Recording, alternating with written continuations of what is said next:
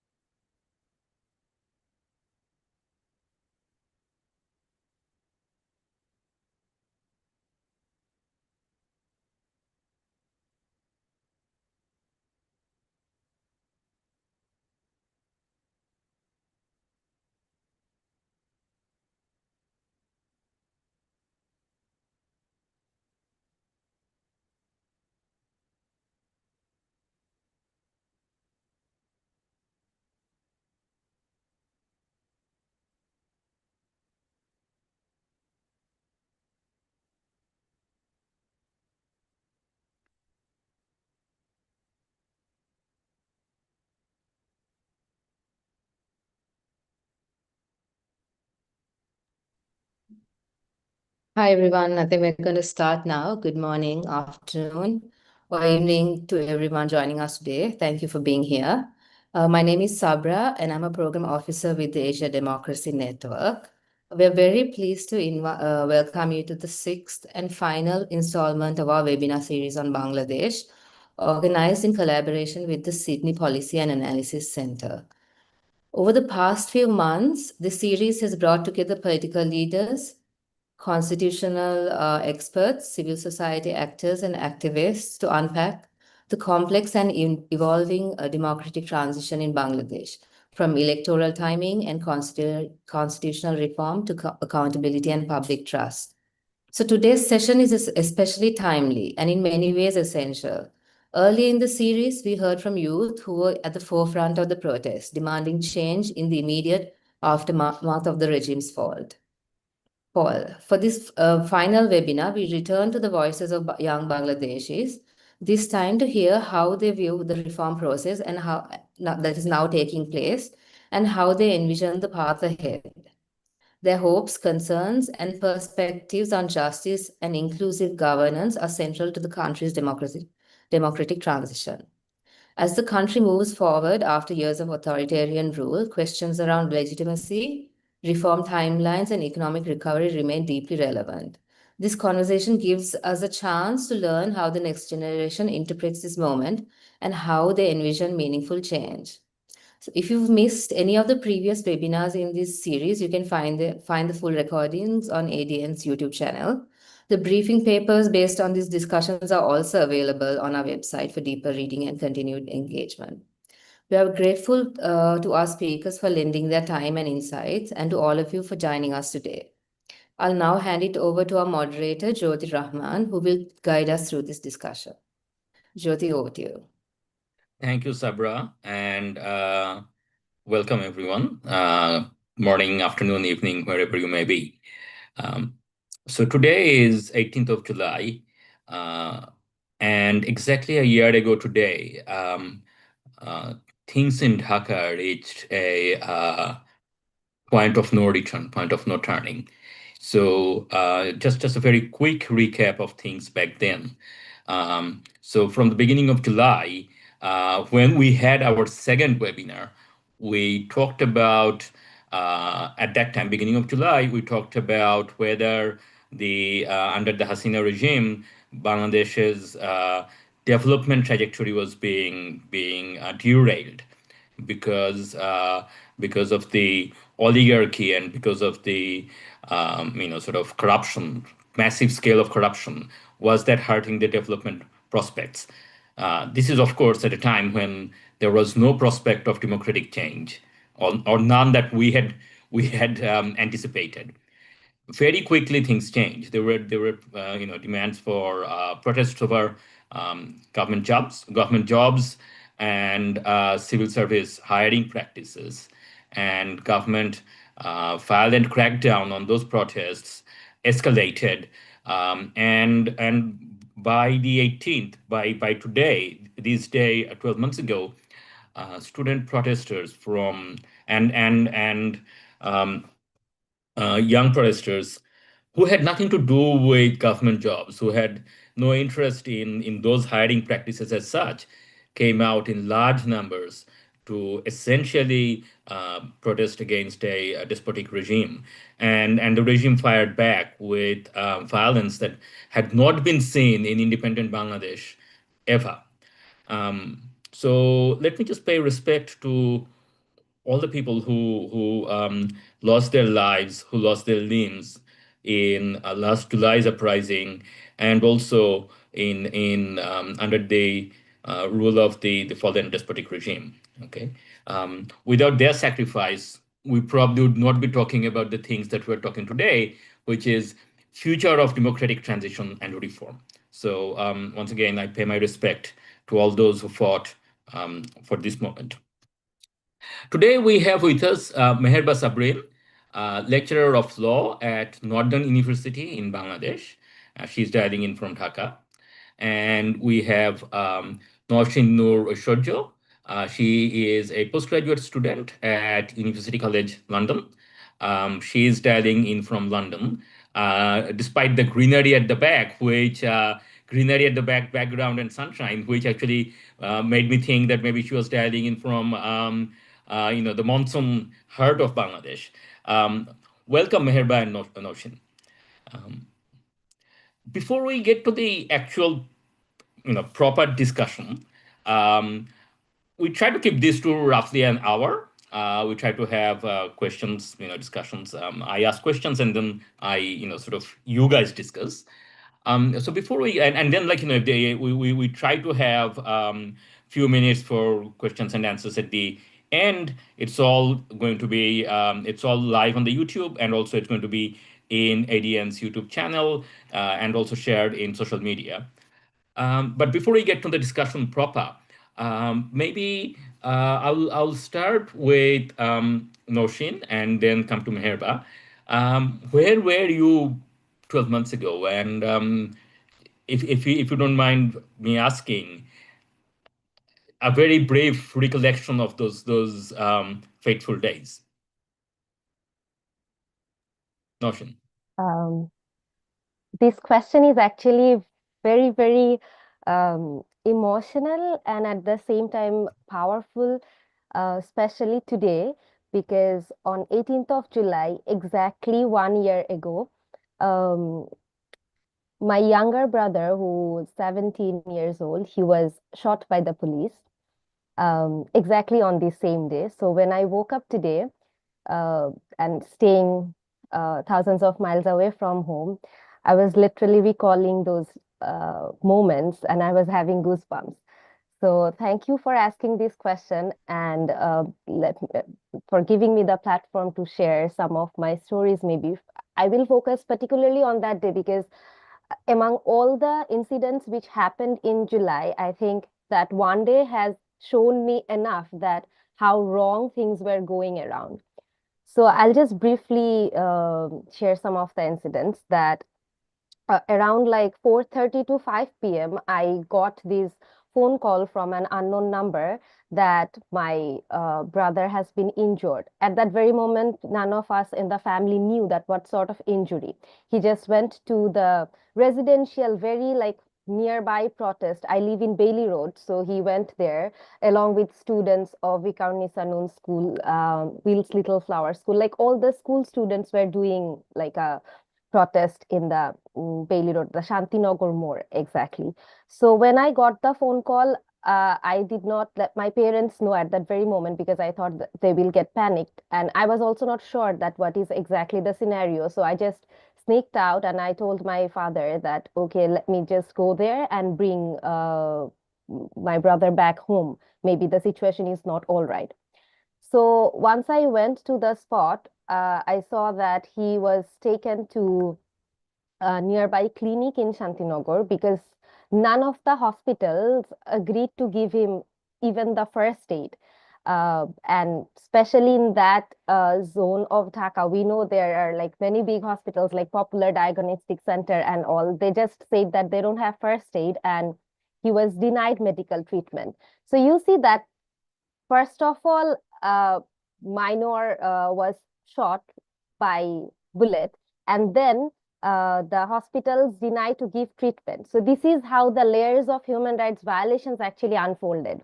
And nextly, when he was taken to like a very shady, like a very small clinic, and even they did not agree initially to let him in, but his fellow protesters, burst there in. And after doing the first X-ray, we saw that there is a bullet inside. But even at that time, it was unfathomable for us to believe that it would be like a rifle bullet. So what we thought, even the doctors, the medical staff, that it's a rubber bullet maybe. However, when the surgery was done, um, it was assured that it's not a rubber bullet, it's actually a bullet from the rifle. But since the clinic did not have proper apparatus, the operation did not go successful. So we had to bring him back home within a few years after his operation. And keeping his bullet inside his body, he stayed at home for 4 long days because then again, none of the hospitals we were calling who had the apparatus or who had the means to make the surgery successful did not agree to give him the treatment. So that is also another thing, that you see your younger brother, like a 17-year-old, just suffering in pain right in front of your eyes, and you can't do anything. Maybe you have all other social like amenities to support him, but the state is denying you from getting the basic treatment, and the medical staff, they're scared that police might arrest him once he reaches the hospital for treatment. Somehow after 4 days we managed to extract the bullet from his body, like again going to that same hospital, but he was not allowed to stay in the post-operative unit even for 5 minutes because the medical staff were scared that police will come. This was the situation, that if someone is injured, he will be the first target. If someone is a student, he or she will be the first target. So we brought him back home, and then the next phase of trauma started, that there was block raids going on in every place. And I used to hear from my friends that in Mogbajar tonight raid is happening in Bosundhara residential area. So like for 2 to 3 nights, we did not sleep at night in the fear that first of all, he's injured at home, and secondly, he might get arrested anytime. So I said this before in many of the places when I had the opportunity to talk, that in that very particular time in Bangladesh, being a student was a crime. Because if you are a student, you have the highest possibility to get harassed, to get arrested by law enforcement authorities. And this is how it unfolded. And I saw that it's not only one layer of human rights violation, there were layers and layers of human rights violations happening. And we have to focus on the fact that the victims were mostly the age between 18 to 25 years. And these victims, some of them might have survived, thankfully, like my brother. But I think this generation, the way they have been traumatized, it I don't know how we will actually make them generation again go back to their normal lives, because many of them have survived, but they have seen their friends getting shot right in front of their eyes. It has not been a segregated event. It has happened in every parts of the country, I think. So yeah, this is how I recall today. Thank you so much, Nosheen, for that very powerful and very emotive description. Yes, it definitely, I can understand why you would get, goosebumps. I'm hoping that your brother is all right now, and wish him all the well with the recovery. Meherba, last July. This question is very emotional for me as well. If I recall it correctly, I was on the streets. I went to the places to join the protest, mostly which was around my home, because of course I could not get very far. I remember it was around 1 or 2 p.m. At around Dhanmondi 27, when Tear gas was opened, and I saw live bullets being fired right at us. And it was crazy because honestly, before 18th, I never personally faced that. Fortunately, I think, but yes, it was for the first time ever in my life. It was quite traumatic, if I have to explain it that way. And I remember that I ran toward Lalmatia D block with the people that were together, and that was the moment when the students with us started shouting that an ambulance was rushing toward the city hospital, a nearby hospital. And later on, we figured that the ambulance was not being allowed to get to the hospital.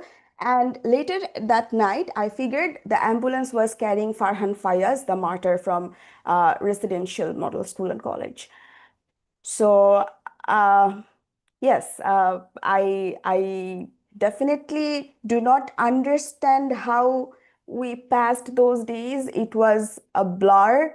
It went away, and now when I look back, it feels kind of unreal to realize and to feel that I am alive, I'm here, I'm breathing, and hopefully looking forward to a better Bangladesh. You know, yes, both of you were literally making history, not just witness to history, making history. So on that note, let's come to the substantive part of the conversation, reforms and transition, democratic transition. So there are two elements. There's the election element and there's the reform element. In June, as we know, Chief Advisor Professor Yunus announced a timeline of sorts for election that definitely by middle of April, and if substantive progress has been made for reforms, then by middle of February, before the month of Ramadan. So playing devil's advocate, previously government officials had suggested that declaring an election time might derail the reform process. Political parties might think that they can just simply run out the clock, and therefore reforms might not happen. If I put it in that way, how do you guys, what do you think of that argument? Do you think that announcing an election time could actually hinder the progress on the government's reform initiatives, or do you think that this is actually a red herring? So I'll start with Meherba, and then we'll have Noshin. Thank you very much. Thank you to Asia Democracy Network and SPSC for giving me the floor. I will echo your sentiment before I begin. I would like to pause and pay my respect to those who have suffered in the course of the democratic struggle of Bangladesh. Every citizen who has carried pain and sacrifice in this journey towards the democratic transition. I also would like to add that may we never forget how precious our sacrifices are, and may we honor them with truth, justice, and accountability. Getting to the question, I would like to take a few minutes to build the base. That is, see, the July uprising was not only just an act of defiance, as you were saying in the beginning, and it was ultimately it was for an end to arts and authoritarian rule, and it was the people of Bangladesh who stood up to make this transition happen. And that is the reason why I believe it is only fair and, in fact, essential that the people now receive safety, clarity, as well as certainty about what comes next. And from this lens, this is the lens that I'm going to establish to speak about this topic. And from this lens, the government's announcement of an election timeline, I would not only welcome that, I'd say it was necessary. It showed the responsiveness of the government to public demand, and it will also allow us to focus on how we get to that election. And that is exactly the reason why we are speaking today about this topic, right? So yes, I do recognize, even though I do have a certain point of view, I recognize that there is the risk that anti-transition forces may try to exploit this window. Yes, we may see, let's say, chaos and attempts to destabilize, but that I don't think is a justification to withhold timelines or stall reforms either. Because the people who risked everything have a right to know where we are headed and when. And that brings me to the core of my point of view. That is, I would like to gently, not harshly, challenge the idea that setting an election timeline hinders reform. I would rather argue the opposite. Now, why would I stand there? Because as I said, the timeline was important for the people, and it also creates accountability. We need reforms, of course we do. And this timeline, in my eyes, places reform in a measurable and structured framework. And if reform is genuinely pursued, it can enhance electoral credibility. It would not undermine it. And even if we look back, we saw this in the past transitional governments, especially the caretaker government model when it was there. Even with its flaws, it managed to initiate significant reforms we have seen within few months, right? Every time, mostly. Anyways, but that was the ideal framework. Here, the current interim government that we have is already in power for nearly 11 months, and we have more than 6 months left until the election if the timeline goes right. And I believe that is a substantial window which is enough to pursue meaningful reform. Now I'm going to say something which might spark debate. Enough to pursue meaningful reform if there is enough political will and intent. I believe it is not a binary choice between reform or elections. We can and we must, in fact, do both. The timeline, I don't think, should be seen as a threat to reform, but as an opportunity to align it with public expectation and democratic legitimacy. Thank you. Thank you, Meherba. Noshin, do you have? I have questions, but Noshin, do you have anything to add, or sort of defer or support, or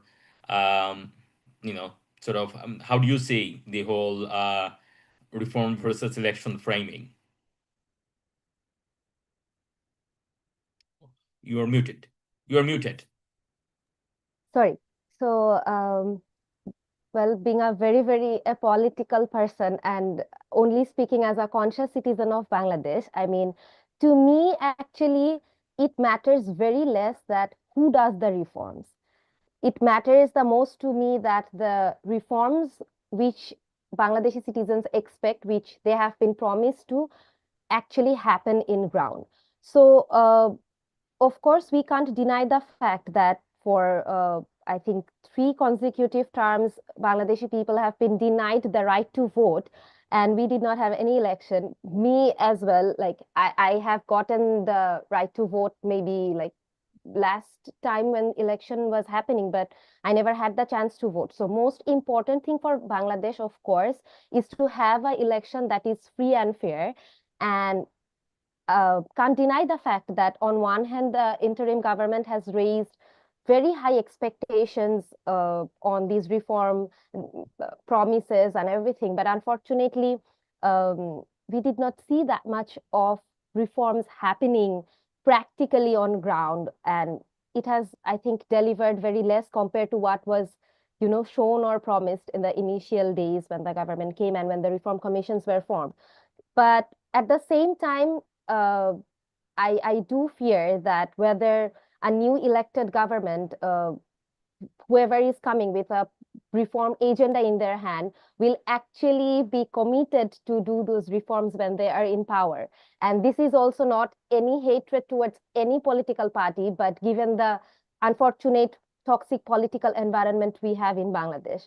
And I really see that unfortunately we do not have that perfect balance between like reforms and elections and who is going to do whatever. So I think what I would want is that only that the reforms are being done, be it whoever does it.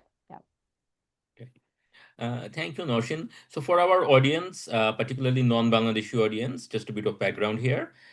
So when the interim government came into power on 8th of August, after Sheikh Hasina had fled, within a few weeks, they had announced a number of commissions to commissions on constitutional reform, commission on electoral reform, constitution on the reform of judiciary, reform of labor affairs, reform of media, and so on. So there were altogether 11 commissions that were formed. And these commissions were tasked to come up with recommendations, after consultation with stakeholders, citizenry, and so on. The recommendations came in by February. Then a meta commission was formed called the National Consensus Commission. And this Consensus Commission is at the moment consulting with all democratic political parties that participated in the uprising against Hasina regime, and they're discussing various issues on things like formation of an upper house to the parliament, they and also sort of term limits for the prime minister, and various judicial issues, and so on. So one fundamental question or one fundamental worry, and I think this is something that Norshin alluded to, is our Bangladesh's unfortunate history where political parties, once they go to power, sort of the reluctance to give up power and hang on to power, and then sort of there's structural issues maybe with opportunity for corruption and so on. So things like that, and the worst excess of that was obviously the Hasina regime, where they basically decided that, okay, look, we're going to do away with elections altogether. So they rigged 3 elections in a row, and so on, so that so that many people, in fact, people now are in their mid-30s who had never been able to vote in Bangladesh because of that, right? So this was sort of, that's the extreme. So if I look back at that sad history, and I'll start with Norshin and then go back to Meherba, do you think that the reforms that are being proposed, that are being discussed, are these enough to prevent, if not tomorrow, maybe the day after or the day after that, some future government to turn authoritarian? So basically, the crux of the question is, what kind of reform do you think we would need? Is this enough, or what else might be needed, so that we do not have to, in 20 years' time, somebody else do not have to worry about their brother being shot because another dictatorship has arose? Well, this is something appreciate worthy, that the topic of reforms at least came up in the minds of the heads of states, or like the guardians of our state at that time, that right after the uprising or revolution, however we term it, they felt the necessity that yes, reforms are necessary, so that another sister do not come and say that yes, my brother was shot on this particular day, and we do not see that young lives are lying on streets. That is very important. However, we have to see that the reforms currently being discussed, if I particularly focus on, for example, the National Consensus Commission being discussing introducing upper house, then imposing term limits on prime ministers, and like some changes in the constitution, fundamental constitutional principles, everything. These are definitely positive steps. I won't say that, okay, this should not have been discussed or something. They are positive steps. They address some of the very critical weaknesses that we might have, and maybe if we can actually implement these reforms properly, there will be better governance we will see, or another authoritarian rise of another authoritarian might have been, like curtailed. However, we need to be realistic in cases when it comes to political landscape like Bangladesh. I mean, creating a bicameral parliament, for example, might introduce like important checks and balances, while term limits can also say that, okay, someone cannot be on power for a longer period of time. But these reforms will not automatically prevent authoritarianism. These reforms will not automatically prevent like rise of another dictator like Sheikh Hasina, because the challenges Bangladesh have, like politically, this runs very deep, and we see that the institutions who are basically responsible for a democratic country, for the running of a democratic country, like judiciary, election commission, they are very much, still under the shadow or under the power of whichever political party comes into as the heads of state.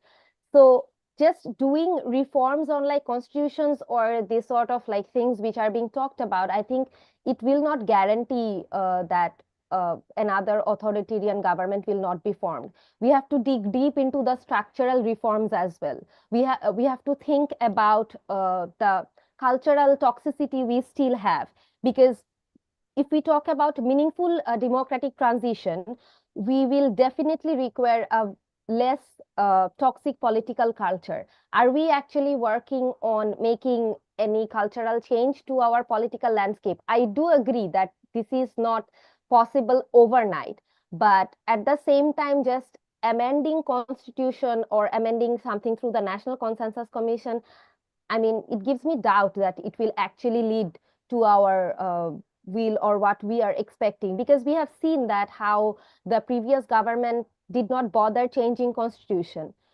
I mean, we had maybe like gateways to see like democracy and all, but the government itself actually changed the constitution when they needed it. So if we just bind our reforms into books and into papers, this will not be on the ground. Rather, I think that, strong independent institutions are very much needed. We have to see that actually anti-corruption commission are, fighting actual corruption. They are not being the puppets of the government. We have to see that police are actually fighting for the crimes which are happening on ground. They are not only just, attacking political parties who are not in power, the oppositions, and they are saying that, okay, we are doing our job and we are doing the best possible things. So even, I mean, it's very unfortunate that even after Hasina fled, we have seen that many of these offices or many of these organizations, be it police, anti-corruption office, they have again become very pick and choosy. So I would rather say that it's not the fault of particular individuals, it's the fault of the entire system we have built over the years, that whoever is in power, we just become the puppets of them. And as a result, like, it just gets into the same vicious cycle again and again and again. So my take would be that therefore, that beyond these reforms which are being talked about, be it in books, in constitutions, on papers, Bangladesh needs very deep structural changes to ensure the independence of judiciary, be it security forces, intelligence bodies, election bodies, and like all the organizations who are responsible for making a democratic transition of a country. And here we cannot forget the role of media, role of civil society, and of course the mechanisms which curtail their freedom as well.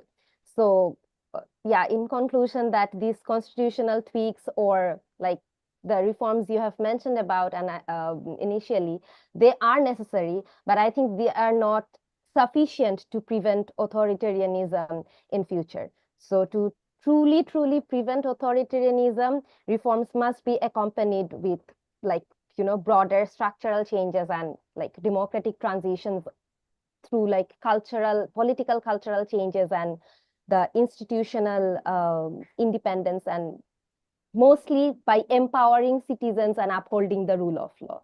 Overall, I think the change can be achieved at the end of the day. Thank you. Thank you, Noshin. Meherba, your thoughts. Thank you again. I'd like to address something. I was introduced to be a lecturer of law at the Northern University of Bangladesh. Yes, I had the opportunity of working there earlier. However, currently I'm serving at Eastern University.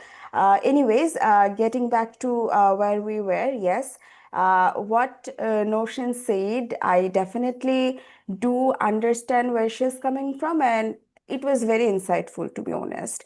If I am to add my 2 cents over here, I'd basically like to build on that by unpacking the distinction between constitutional amendments and structured reform.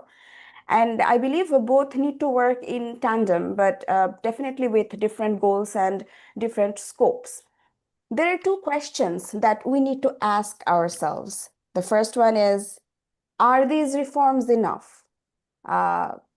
Because as we were discussing in our political history, we have seen that laws can be passed and constitution can be amended only to later be circumvented, suspended, or let's say even weaponized in most of the cases.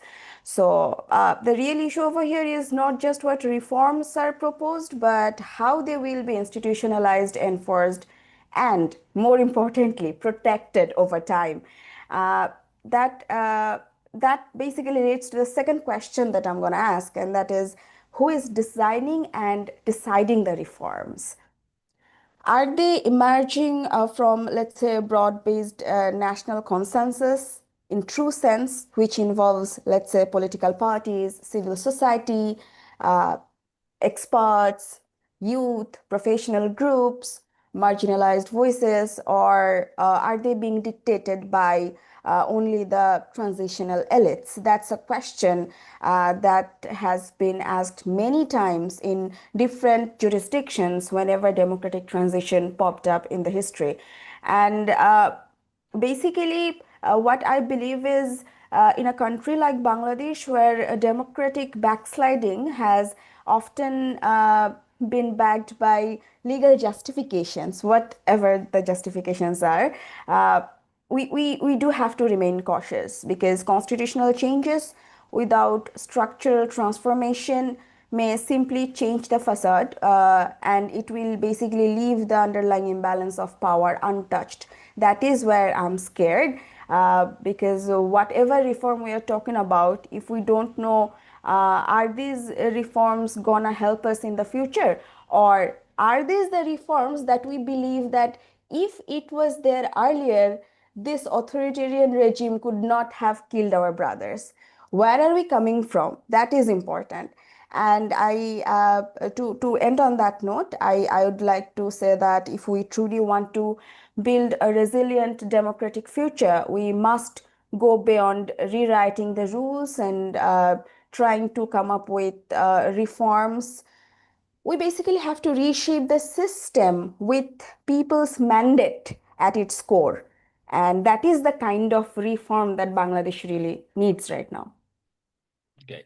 Thank you, Meherba, and thank you, Noshin. Both of you actually, if I'm understanding you correctly, both of you are saying that, okay, look, constitutional reforms and changes in laws, changes in books are important, but that's not enough. That there needs to be systemic cultural changes or structural changes. Then that leads me to ask the follow-up question. This is not actually in the original run sheet we had, where we thought we would follow up with a question on the economy, but our other participant has not been able to join. So if I take the liberty and actually just follow up on something both of you have said, and sort of take it there, which is, how do we continue the how do we continue? How do we ensure these cultural structural changes? To me, this seems like a the answer would be in the field of activism, whether that is through political parties or civil society or sort of or other forms of activism. But how do you see it, and how do you see the prospects for these things? Maybe I'll start with Meherba and then come to Norshin. That is very, I'd say, I wouldn't only say important. That is a question that is basically holding the core of the entire conversation, right? So, the stakeholders that are there, or all the kind of people that we talked about so far, all of us, the multi-stakeholder platform is something of a concept that is not in Bangladesh so far, right? So we have seen the National Consensus Commission, of course, but I think there should be more to it. The policymakers could work on it, and I believe there is another thing that is very important. That is, where is the public participation? Are our civil rights limited to voting once every 5 years? Where is my participation? Yes, if I'm very sorry to put it like this, but I do need to speak about it. If I'm belonging from the elite society, if I'm privileged enough, I get to know what's happening in the reform commissions. I'm saying this with ownership because yes, I have had the opportunity to know what's happening in one reform commission because of my personal privileges. But not everyone do know about that, right? So where is the public participation over there? And where is the transparency, if I may ask? That is another thing. It's not about you are consenting on something and then you are coming up in the media and you are explaining that, yes, we consented on this and we did not consent on that. That is what is happening in the plain sight in Bangladesh currently. But I believe the mandate of transparency in all the reform related decisions with regular reporting and media briefings could have been at least the first step towards a participatory reform process. And I also believe in the decentralization of power through legal and administrative devolution. There are a few things that we need to look into while trying to reform the reform process. So that is another thing that unfortunately I have not noticed so far that could be added into the scenario, as well as I cannot emphasize enough on the fact of strengthening the institutional independence. If you do not let the three organs of the state function independently, it would not learn how to function independently because they did not have that practice for so long. So if we are moving towards a democratic transition, the state machinery should let the organs move freely and independently so that once the transition happens, the state machinery altogether could come up and make sure that the public will prevails. Thank you, Meherba. Norshin? How do we continue or how do we ensure the structural and cultural changes that you spoke about earlier? How do we do this? Well, so before jumping into the answer, I would like to talk about one particular example, is that how, even before making the reforms into progress, we have set a very bad example. And I'm indicating to the Women's Reform Commission. So when the Reform Commission's report was published, we all know that how, some particular groups did not like those proposals. They vetoed, they got onto streets and they just wanted to scrap the entire report. How the government actually acted upon it, we have to look into it. I mean, if we allow that, yes, of course, like not all the proposals on all the reform commissions might not be accepted or liked by everyone in Bangladesh, like unanimously, it's not possible even. However, if we set these example that, okay, if some groups, some communities, some people do not like particular proposals, they can just come on the street, they can do some sorts of like protests and stuff like these, and then we will scrap that entire Reform Commission's report, or this can be the demand. It actually sets a very, very bad precedent. So this sort of protection and security is actually needed. I agree with Meher Bapu when she says the particular phrase that reforming the Reform Commission or reforming this reform agenda, the entire dynamic is very much important. You can't just say that, okay, these reforms are needed, we are doing it, and when it is facing some backlashes or some tensions, you're just moving away from it. This cannot be the scene.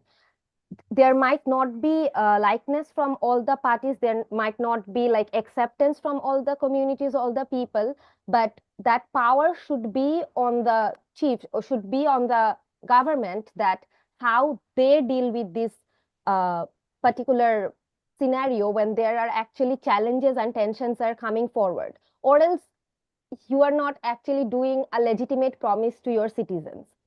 I, as a woman coming from Bangladesh, I had some hopes that maybe like through these reform commissions, at least some of the things will be changed. Some policies I will see in favor of women. It doesn't have to be like all the 300 plus proposals which were being made. But when I see that there has been like debates going on how the entire reform commission's report will be scrapped, and I saw unfortunately very, very less response from the government itself when these were demanded and these sorts of protests were going on, particularly on this report, it made me very demotivated.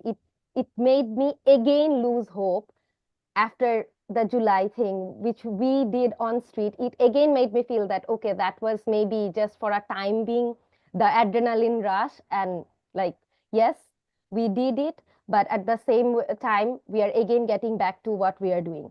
So I would like to refer to the quote that, there is a saying that a country's true character is revealed by how it treat its minorities. Here, even though women constitute more than 50% of population in Bangladesh, but given the socio-economic situation, I would term, yeah, we are maybe like the minority, which is again unfortunate to say. But I think this government particularly could not address the issues of us, of the minorities, be it gendered minorities, religious, tribal, whoever we talk about, in the same way. There comes Meher Bapu's again point that the classification of social elites, of gendered empowered people like men, we see that whenever reforms are happening, again and again these elites are coming into the scene. We see these faces on TV, we see these faces on conferences everywhere, but are we actually going to the grassroots? Are we actually going to the people for whom we are talking about these reforms? You cannot do reforms by only targeting a specific strata of your society.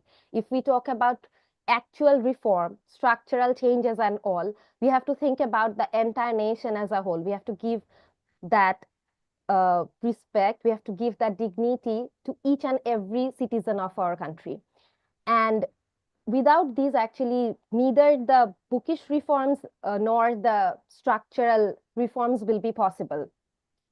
And even this is very much relevant when we talk about the actual political, like the culture of political landscape change in Bangladesh, because we have seen that even though there have been like grassroots leaders, however, most of the time powers have been concentrated on only one group of people in Bangladesh, even for last decades we have seen. So how to disseminate in throughout the entire country and divide it in among different communities, it's actually, I think, the government's role, whoever is in power, to include and make it an inclusive place for all. And in that way, maybe like we can do structural and cultural changes as a whole. Thank you. Thank you, both of you. So going back to our first question about election versus reform kind of dichotomy. So one thing about election is it is the way of finding out what the people want. So if we want to involve people, then it's not enough. It's not enough to just have election once every 5 years and vote. That's not what I'm saying, but it is definitely the first step to include people. So that probably circle back to that question that do we, do elections hinder reform process? But based on what you have said, or both of you actually are arguing that maybe no, actually maybe election is needed to at least get a buy-in from the broader society. However, Noshin, you made a very interesting point about women and other marginalized group and how the interim government may not have may have failed to sort of to meet their expectations and aspirations, particularly. And then this is bringing me to one of the questions that has come up from the audience, which is that what do you think of the activities of Islamic parties, and how do you think their activities and policies would affect the future of Bangladesh and its particularly with respect to women? This question is also relevant in the sense that, under the fallen regime, Hasina regime, voices were silent for everybody from all across political spectrum, right? And now the voices are open, and a lot of voices that come up may not be to liking of everyone. So in that scenario, there is sort of, I think what they sort of the question from the audience is asking, if I could just add to that, there is a concern that maybe Islamic groups are more organized than the other groups, women's groups or marginalized community groups. And if you have a situation where everybody was suppressed, now everybody is free, but not everybody is equally organized, then some people who are more organized but not necessarily democratic might might find themselves in a powerful position. How do we guard against that danger, or is there a danger? So both of you, whoever wants to go first.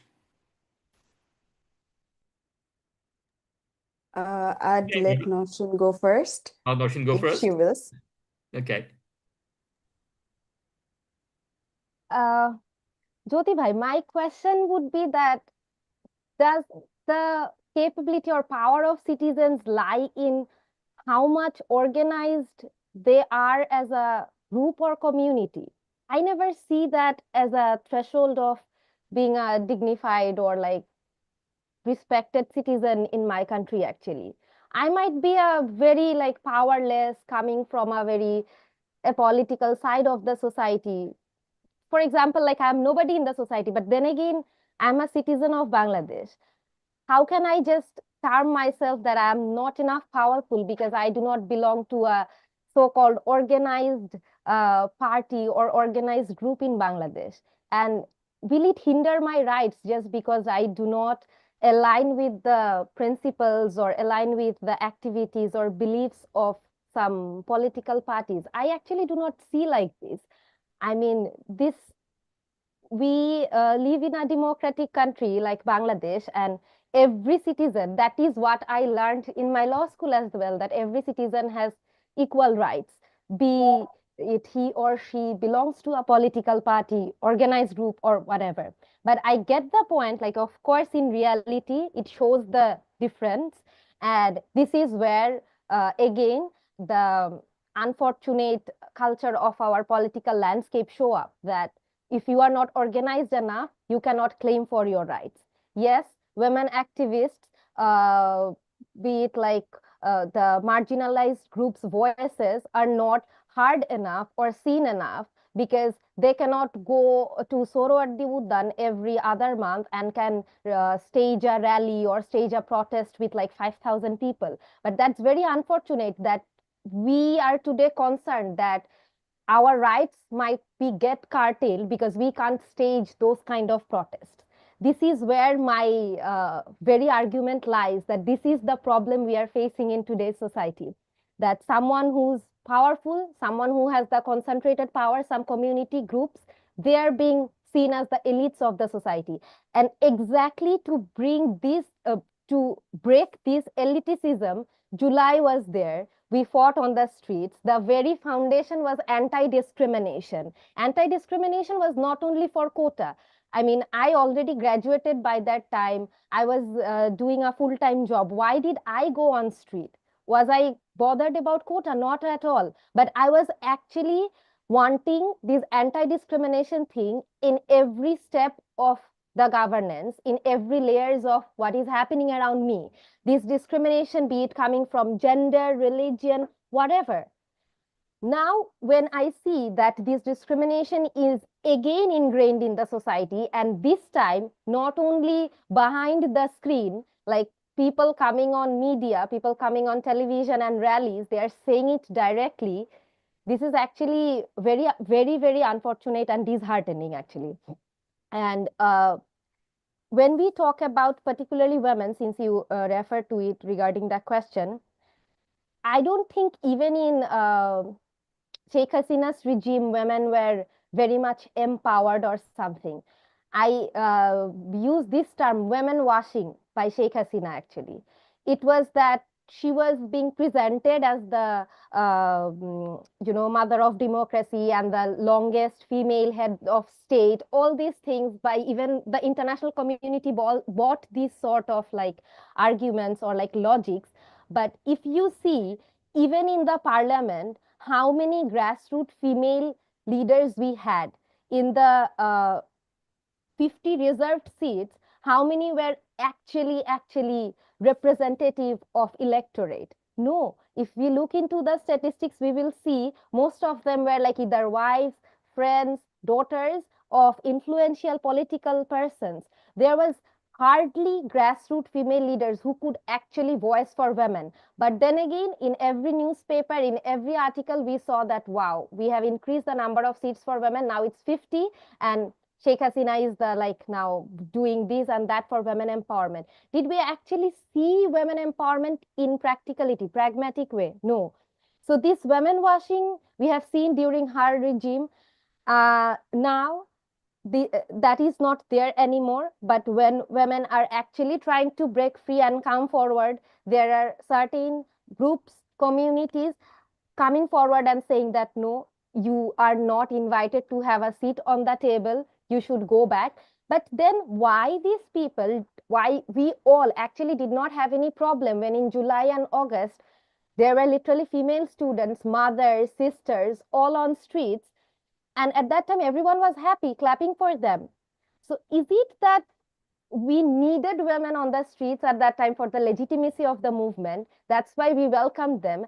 And now like some sorts of success have been gained in that project, and now we don't need them anymore. Go back to kitchen, go back to your bedroom, you are not allowed to come out anymore. I mean, this is how I see the entire scenario.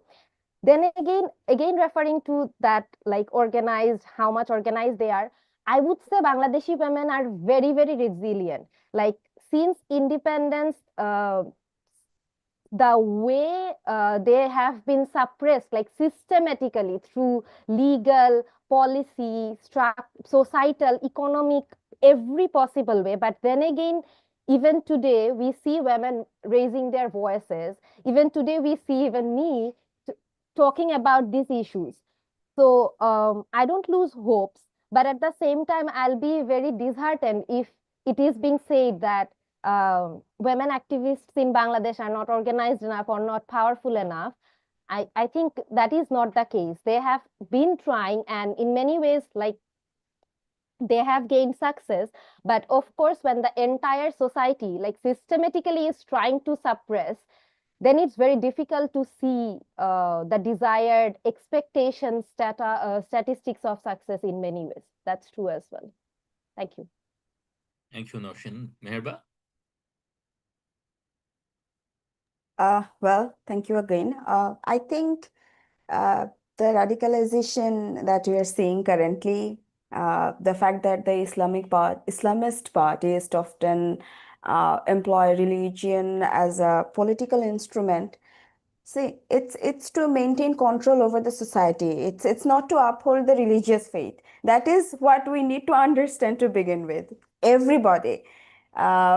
See, their approach is, I would say, selective and deeply patriarchal, and it it is basically drawn upon the interpretation of Islamic texts that justify the dominance that they're going forward to, and at the same time, they tend to ignore or I'd say suppress more egalitarian readings that we could find in Islamic jurisprudence, if I am to speak of it from an academic perspective. However, it's less about theology, and as Noshin pointed out rightly, it is more about socio-political control in the guise of religion, right?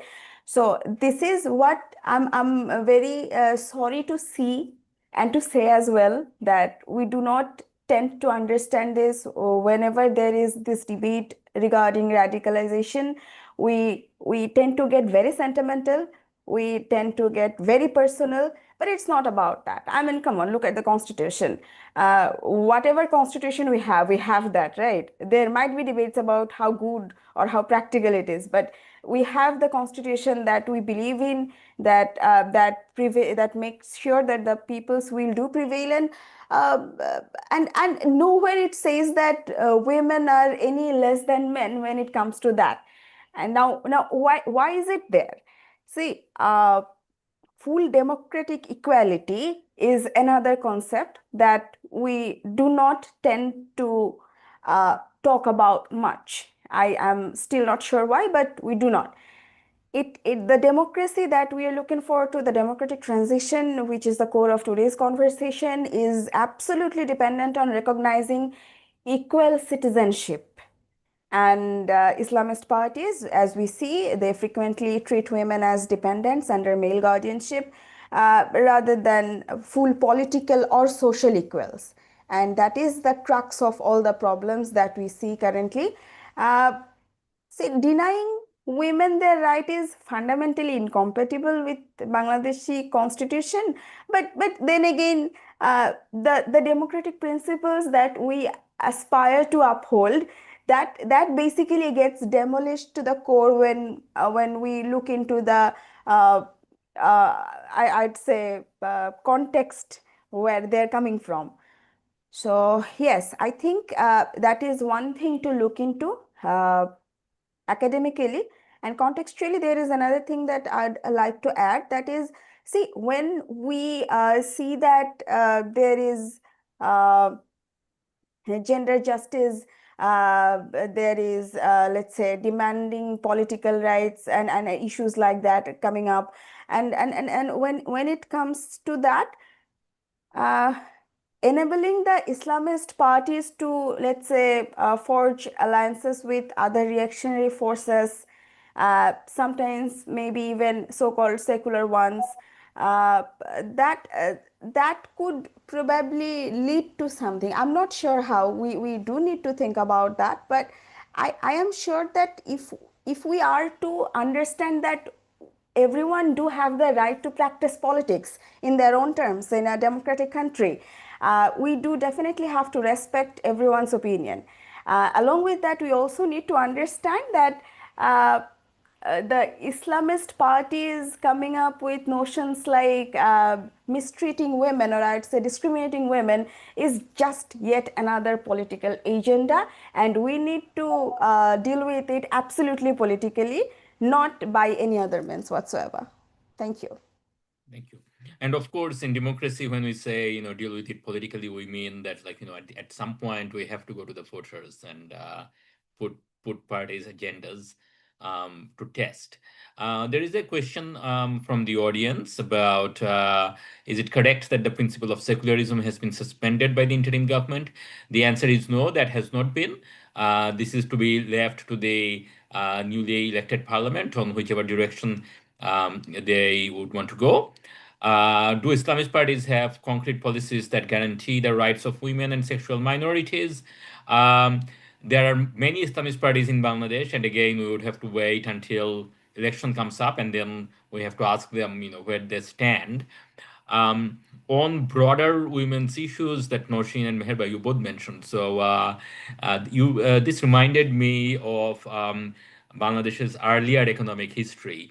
So back in the 70s, after the Liberation War and during the famine of the early 70s, one of the one of the side effects of that were that there was a huge diminishing of the power of patriarchy, right? So basically, what happened was that the patriarchs could not save their children, save the women, save the girls, save their wives during the war and during the famine. All right, I mean, it was a huge shock to the society, right? Um, and when the patriarch could not do that, his power, his grasp, his grip lessened, and it wasn't a conscious revolution as such. It just was the side effect, and sort of our mothers and our grandmothers from that generation, our elder sisters and our aunts, they broke out of traditional social norms, and the economic development that we had seen in Bangladesh over the last 50 years um, across all spectrum of society, sort of owe a lot to them. On that, I asked the audience for questions. So we have answered a couple of questions from the audience. There is also another question about the July Charter. Meherba and Noshin, any views on July Charter? We talked a bit about consensus. Well, we talked a lot about consensus commission and reforms, but do you have any specific thoughts on July Charter?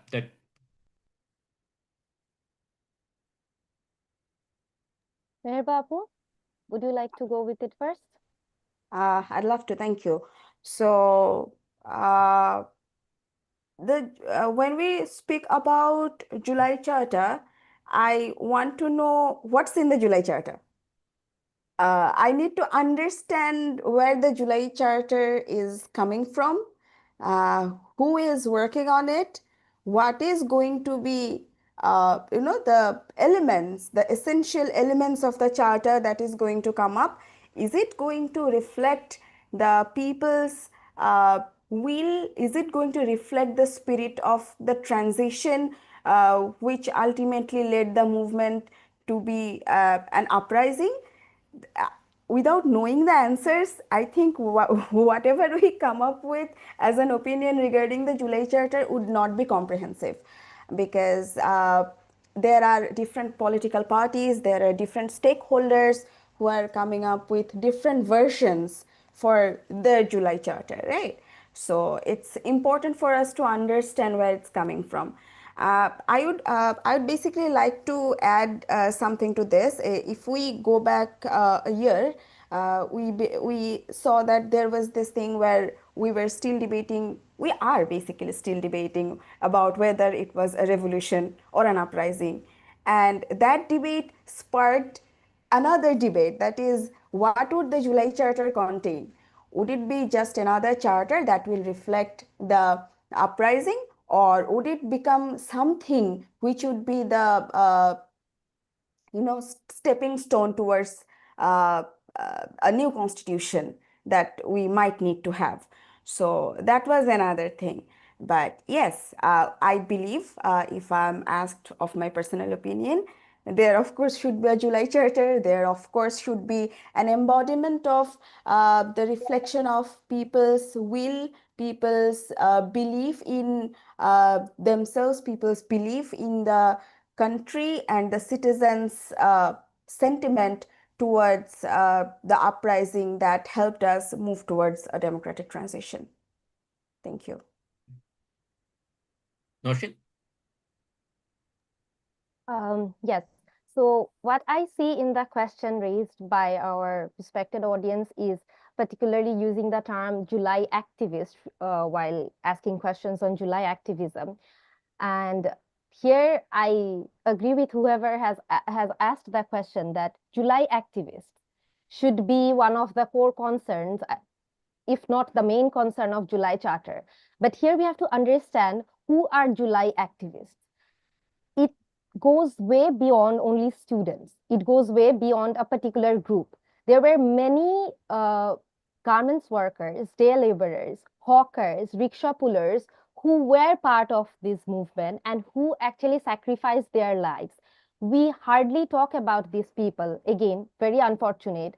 Maybe they are not that organized enough or powerful enough to come to different platforms and raise their voices, but we can't forget them. If we look into the documentaries of BBC, Al Jazeera, which have been like very powerful documentaries, some have been recently shown, and even from International Truth and Justice Project, I see that, when they share the name and a profile of the deceased, there are many people who were just day-to-day laborers, workers, going beyond students. So July is not only for me, July is not only for a specific group. July is ours. Like, July activists are all of these people who participated. And I think like most of the Bangladeshis actually own July, and they have inherited July as a part and parcel in their lives and in their history. So when July Charter is being made, or like when we are focusing on it, we have to think about again the inclusiveness of all these activists coming under the Charter.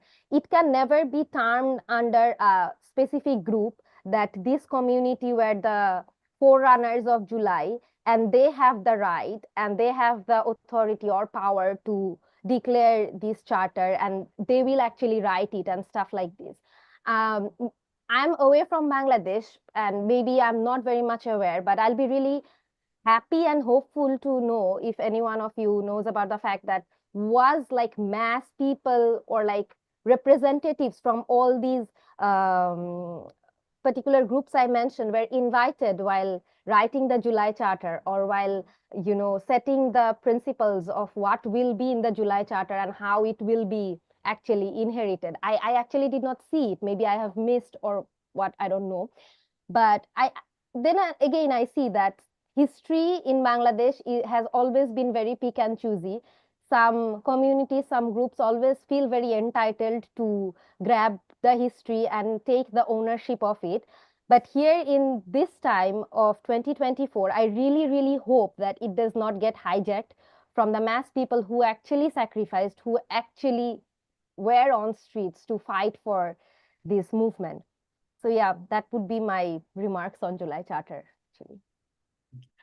Thank you, both of you. So, sort of something both of you had said earlier, which is that power of organization is not just, it's not just, sort of something that the entitled few have or should have. And that is exactly what we saw in last July, that people from all walks of life that had previously been thought as disorganized and marginalized, refused to be. So there was a saying back then that so Hasina used to say that where is the alternative, or people who supported the regime used to say that where is the alternative? There is no alternative. In Bangla, the word was bikolpo, right? And so people threw it back, saying that, well, I'm the alternative. We are the alternative. So on that, if there is any other question from the audience, so we had 3 questions on the chat, but if anyone would like to ask any question directly, now is the chance.